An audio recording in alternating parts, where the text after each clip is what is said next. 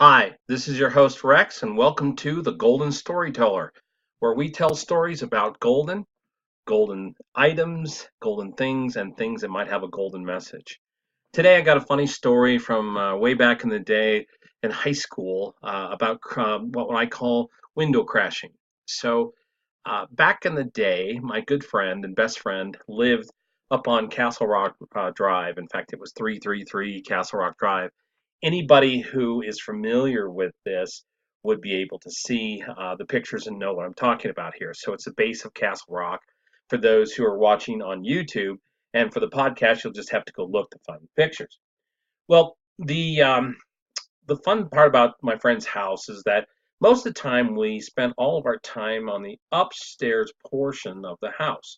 So the living room, kitchen, and family room were all upstairs.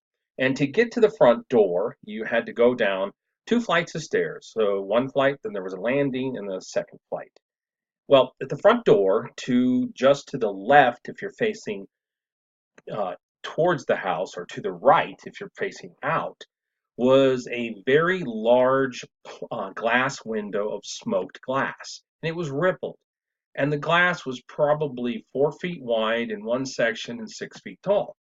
Well, when I used to go over to Warren's house and to go do things and meet with him, what he would do is he would come down the stairs because you couldn't see through, and he would slap the glass and it would make a loud whap, and it would scare you because you were standing at the front. They had these big bushes there. It was kind of secluded, and you're just waiting around, and all of a sudden there's this big slap on the window, and it would scare you or startle you. Well, we were heading out one Friday night, and it was I think it was our senior year. Warren's parents weren't home, and we were waiting for some friends to come over. So I think it was a handful of us, and when we were in high school, we hung out in a big group. So it was myself, Warren, Ben, Nick, Rich, sometimes Keith, and others that were there. I don't remember who all were on hand that night, but I know that were showing up to go to a movie with us was Lisa and Glenn and Leslie and possibly Amy, if I remember correctly. I'm not sure. Anyway, so I decided, I saw their car coming up the hill, because if you look on the left on that picture, uh, Castle Rock Drive there in Golden, it goes up the hill pretty significantly from the base of 32nd Avenue, by where the old Catholic church was, and the Coors Brewery was right across the street. So I decided I was going to be funny, and I was going to go down there and I was going to slap the glass. So I waited until I saw their car pull up, waited till they had walked up to the front door and rang the doorbell. Well, I wasn't aware of the appropriate technique here, so I jump down the stairs to the landing, and I go running down the second set of stairs, and I put both of my hands in front of me to slap the glass. Well, I slapped the glass, and I didn't realize how hard I hit it, and the glass shattered. And the next thing I could see was the glass just raining down on me. It was hitting my arms, hit my head, hit my legs and stuff, and then the glass had also blown out. And then there was a loud scream. So I'm standing there in shards of glass, and I'm starting to bleed, and I've got cuts on both arms and on my head and the shoulders from the glass who had fallen down from when I broke it. And then one of the girls that was standing out there, Glenn, she actually had a cut and was hurting and was starting to bleed. So it was a Friday night. His parents weren't home, and we're freaking out because we don't want to get in trouble. I believe his parents were out of town. And so Warren went down and met the neighbor, Mr. Bradley, and he came up. And Mr. Bradley was this kind of a ruffled character, kind of the grumpy old man, and he was cussing and fussing, but he was going to figure out how to put a board on that. So we jumped in a car and went over to Lutheran Hospital there in Wheat Ridge, which was the closest hospital at the time. Probably the new hospital over there in Lake would be a little bit closer, but we went out to a Lutheran Medical Center.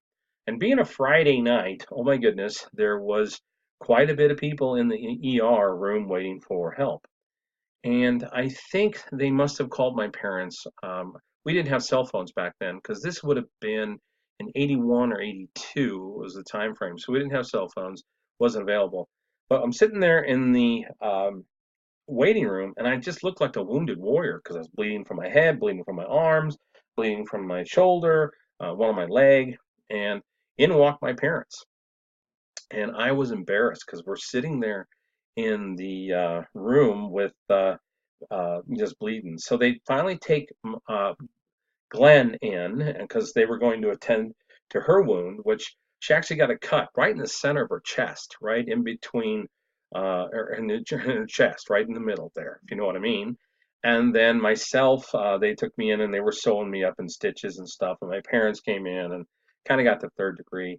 Well, we were in ER beds next to each other.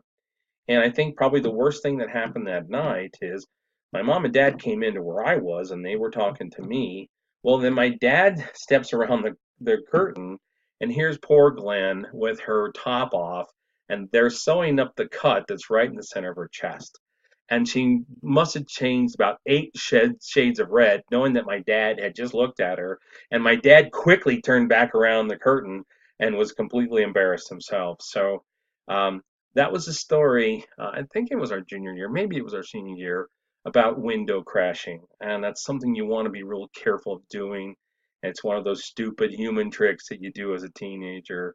But that was a great memory from Golden back in the day. We spent a lot of time horsing around up at 333 Castle Rock Road, and I've got some other fun stories coming along of hitting golf balls and other types of shenanigans. So until next time, tune in to The Golden Storyteller. If you like the stories, please subscribe so you can get them as they are released. Please subscribe to our podcast and our YouTube channel. And until next time, stay golden.